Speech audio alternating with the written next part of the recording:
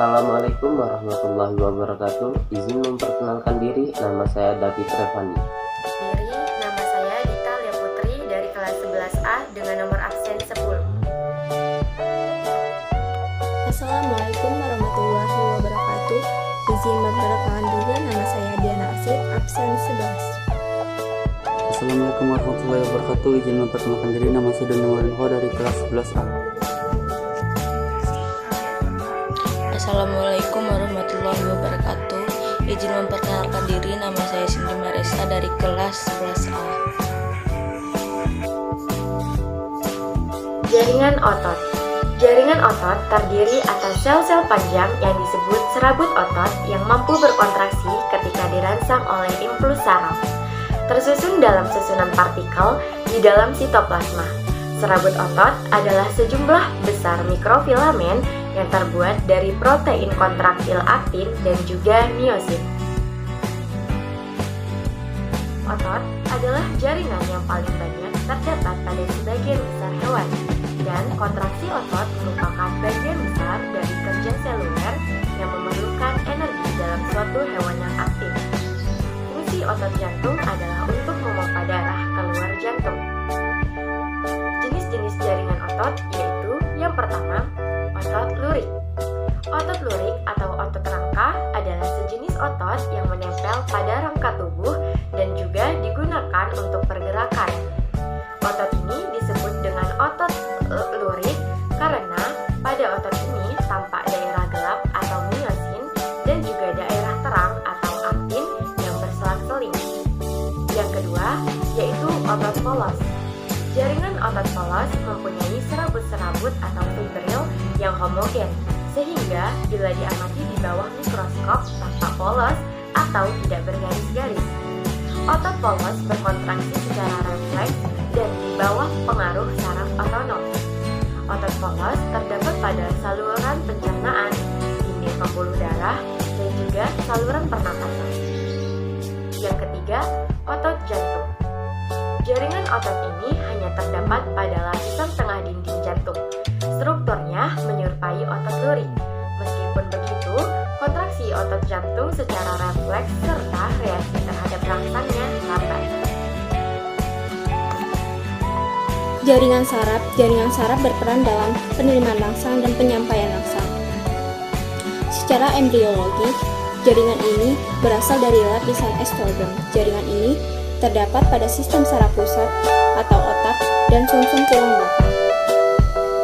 Dan pada sistem saraf tepi ada dua macam sel, yaitu sel saraf atau neuron dan sel pendukung atau sel glia.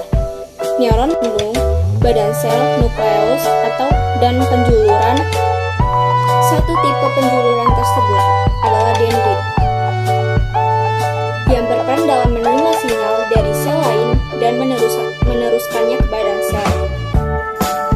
Beberapa akson berukuran sangat panjang yang memanjang dari otak sampai ke badan ke bawah abagennya yang panjangnya 1,5 meter atau lebih. Selain neuron, ditemukan juga sel pendukung seperti sel glia. Sel glia merupakan sel yang menunjang dan melindungi neuron.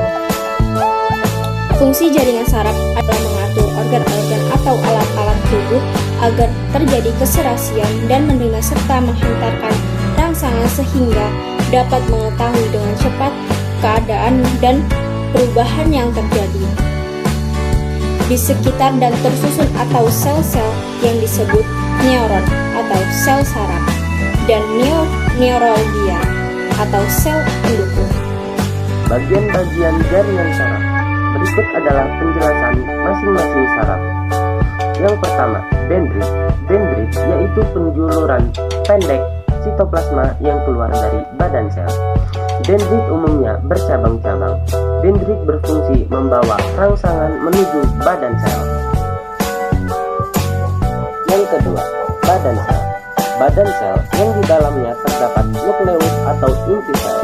Badan sel yaitu bagian neuron yang di dalamnya terdapat sitoplasma dan inti sel. Inti sel berwarna pucat dengan anak inti nukleolus yang terdapat di dalamnya. Setiap rangsangan akan dibawa ke badan sel oleh dendrit. Yang ketiga, akson, yaitu penjuluran panjang atau tunggal serabut sitoplasma yang keluar dari badan sel. Akson berfungsi menghantarkan rangsangan dari badan sel ke neuron lain. Yang keempat, sel swan. Sel swan yaitu sel neuroglia yang membentuk selubung lemak di seluruh serabut saraf myelin atau sel penyokong akson. Sel swan membantu regenerasi akson yang rusak. Yang kelima, selubung myelin. Selubung myelin yaitu lapisan fosfolipid yang mengelilingi akson pada banyak neuron. Fungsi myelin adalah melindungi akson dan memberi nutrisi. Dan yang terakhir, nodus Ranvier. Nodus Ranvier yaitu bagian dari akson yang tidak terbungkus myelin.